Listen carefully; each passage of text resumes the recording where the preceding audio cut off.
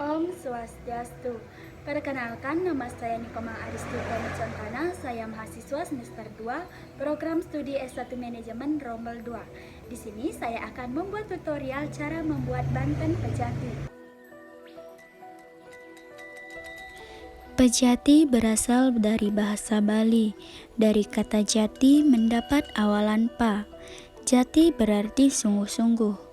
Banten Pejati adalah sekelompok banten yang dipakai sarana untuk menyatakan rasa kesungguhan hati kehadapan Sang Hyang Widi dan manifestasinya.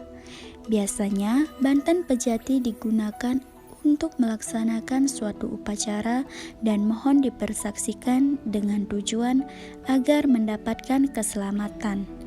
Banten Pejati merupakan banten pokok yang senantiasa dipergunakan dalam pancayatnya. Adapun unsur-unsur dari Banten Pejati yaitu daksina, banten peras, banten ajuman, ketupat kelanan, pasucian dan segahan alit.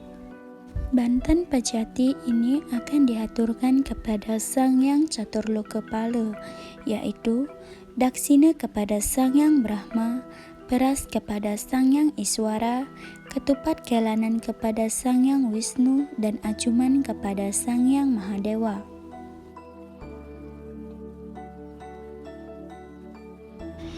Adapun unsur-unsur yang membentuk daksina: alas bedogan sebagai lambang pertiwi, tampak sebagai lambang keseimbangan baik makrokosmos maupun mikrokosmos, beras sebagai dari hasil bumi yang menjadi sumber penghidupan manusia di dunia, porosan sebagai lambang pemujaan, uang kepeng adalah lambang dari Dewa Brahma, telur itik adalah lambang dari awal kehidupan atau getar-getar kehidupan, pisang, tebu, dan kojong adalah simbol manusia yang menghuni bumi, gegantusan adalah lambang sadrasa dan lambang kemakmuran, papesalan adalah lambang pancadewata, buah kemiri adalah simbol purusa atau kejiwaan,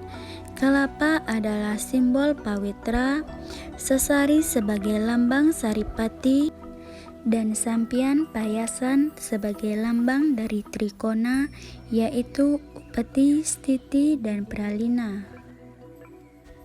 Adapun unsur-unsur dari banten peras, di mana pada prinsipnya banten peras memiliki fungsi sebagai permohonan agar semua kegiatan berjalan dengan lancar, di mana alat peras sebagai lambang bahwa untuk mendapatkan keberhasilan, dua buah tumpang sebagai lambang kristalisasi dari duniawi menuju rohani, sampian peras yaitu sebagai lambang dari kesiapan diri kita dalam menerima intuisi, inisiasi waranugraha dari Sang Hyang Widi yang nantinya akan kita pakai untuk melaksanakan dharma.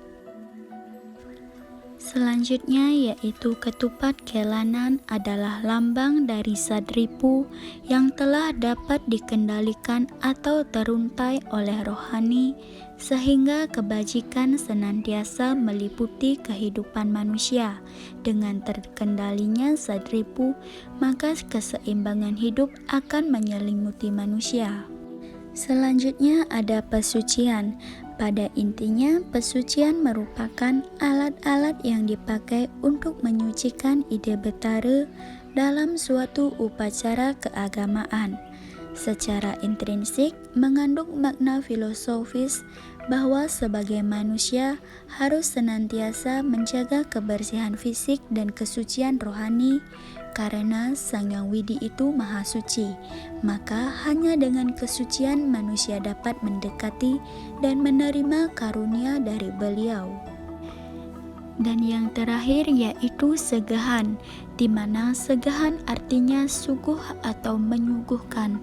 Dalam hal ini adalah kepada butekala, yang tak lain adalah akumulasi dari limbah atau kotoran yang dihasilkan oleh pikiran, perkataan, dan perbuatan manusia dalam kurun waktu tertentu. Dengan segahan inilah diharapkan dapat menetralisir dan menghilangkan pengaruh negatif dari limbah tersebut.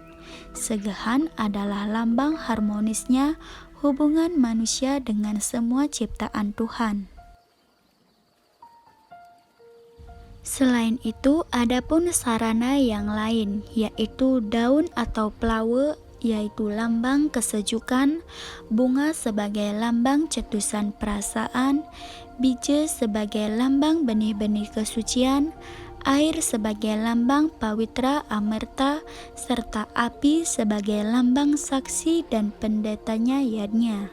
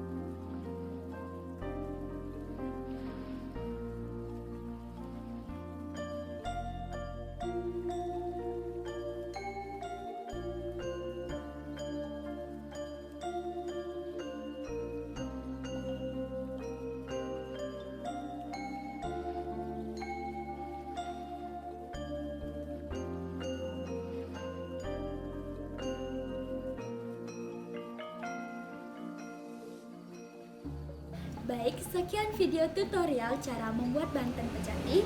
Mohon maaf apabila ada kesalahan dalam pembuatan. Akhir kata saya ucapkan terima kasih dan para mesanti. Om Santi Santi Santi Om.